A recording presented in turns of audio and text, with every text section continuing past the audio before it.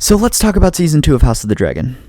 I actually think that this was a pretty decent season. It had very good highs, but it also had some very upsetting lows.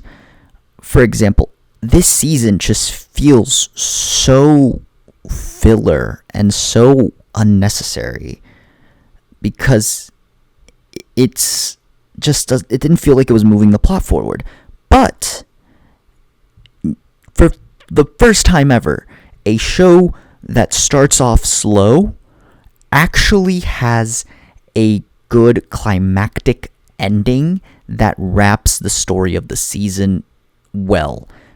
And it actually leaves us off wanting more due to excitement instead of frustration, where I am very shocked by this. I'm going to be just 100% honest.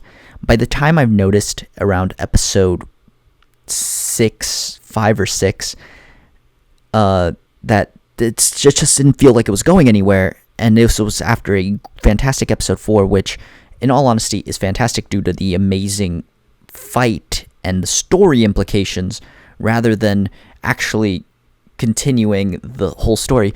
That's my issue with this season. It's big moments, but not consistent story.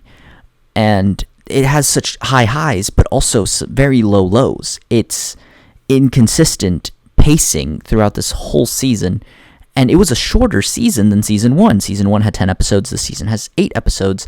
And I'm going to be honest, if season 3, which I am assuming is the finale because of how this whole season played out, it feels like Deathly Hallows Part 1 before Deathly Hallows Part 2. I think season 3 is the finale, and I don't think it's going to have more than 6 episodes in the season, because I do not see how they will tell the story longer than 6 hours. And even then, it'd be like one of the episodes like 50 minutes. But it's an interesting show. I like it. But the more I'm watching it, and I've been watching Game of Thrones simultaneously, the more I'm comparing the two, and I'm like, there aren't enough characters to care about in House of the Dragon, where it actually slows down the story. Because when characters aren't doing much in House of the Dragon, you feel it more than when characters aren't doing much in Game of Thrones, because in Game of Thrones there are so many characters to follow, and you're invested in every single one of them, while in House of the Dragon you're not really invested in all of them. You're invested in some, but others just feel like afterthoughts, and it's rather unfortunate. But they do a good job here, especially in the last episode, the season finale, in getting ready for season 3, which should be a big climactic finale. But that's really all I have to say on season 2 of House of the Dragon. If you enjoyed, leave a like, comment down below your thoughts. I personally really enjoyed the season.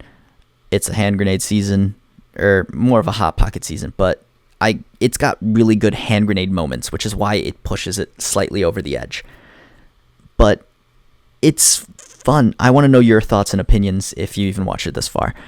And subscribe if you haven't already. I like to talk movies and shows. But other than that, I'll leave you guys to it.